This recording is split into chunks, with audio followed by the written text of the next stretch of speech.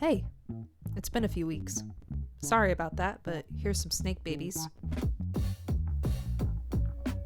All of our babies from our first year of breeding hognoses have officially hatched. The last video I made was also about the babies, but they've honestly been pretty all-encompassing lately, so I wanted to make another one about them.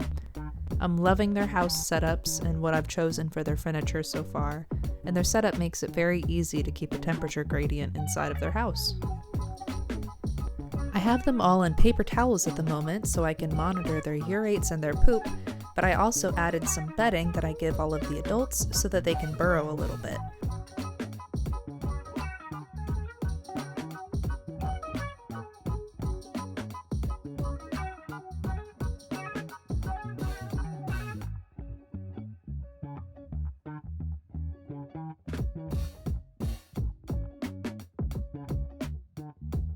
I also have been using these heavy glass tea light candle holders, which have been awesome. They're too heavy for the babies to move around, and I haven't had any issues with spilled water. I also use these little silicone bowls as the hatchling hides, and they love them. If they're not out and about watching me through their little house, they're under this teeny bowl curled up in a perfect little circle. It makes my cuteness aggression go nuts. Each little baby has a big fake leaf to hide under and slither through. I also use these silicone bowls as a place to drop feed their mice.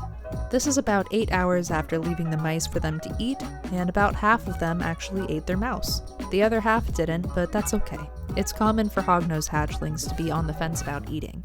In the meantime, the silicone bowls make this simple, as they're easy to clean and they keep the mouse juice away from all of the paper bedding and the paper towels.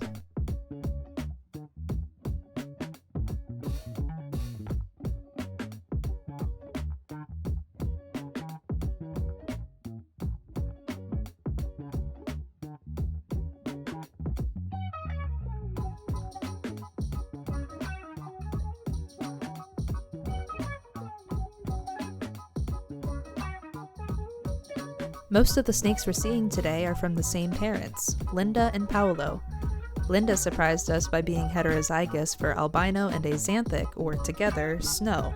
Paolo is snow, and we meant to hatch out a bunch of wild-type het snow babies. Linda laid 2 clutches of eggs, and the vast majority of the hatchlings came out as visual albinos, axanthics, and snows. This baby looks exactly like Linda, deep brown polka dots. I think Linda is beautiful, so I was genuinely excited to get some babies that actually look like her too. Look at this peachy little baby.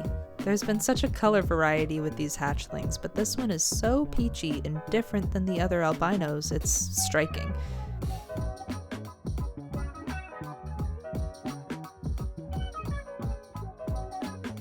The axanthics all have huge contrast too. I don't know how we got so lucky with so many gorgeous little snakes. All of these babies are heterozygous for snow, meaning that they can make albino, axanthic, and snow babies themselves in the future.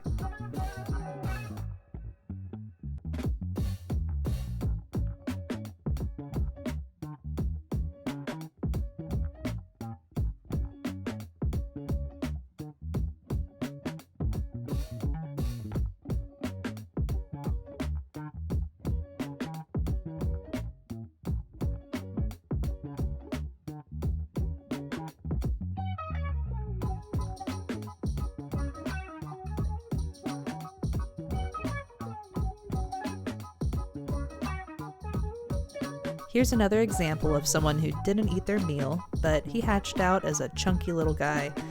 I named him Saruman because he's pretty bitchy, but he looks regal. He always tells me off for daring to enter his domain.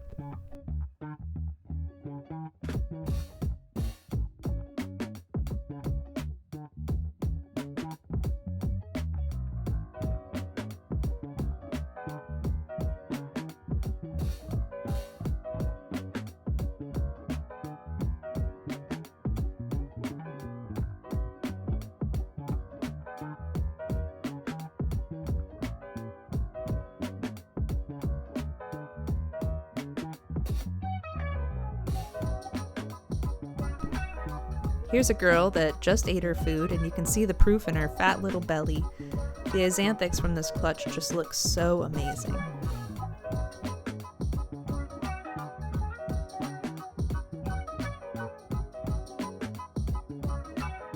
When cleaning the mouse out of this girl's house, I noticed that she actually pooped and I didn't notice it yesterday. So I gave her a nice clean house before leaving her alone.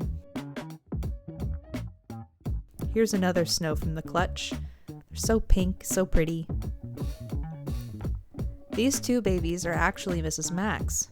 She's a super conda, so her babies are condas, meaning they have fewer polka dots on their backs than the others do. They're pretty spicy right now, but I think with time they'll be as sweet as their mama.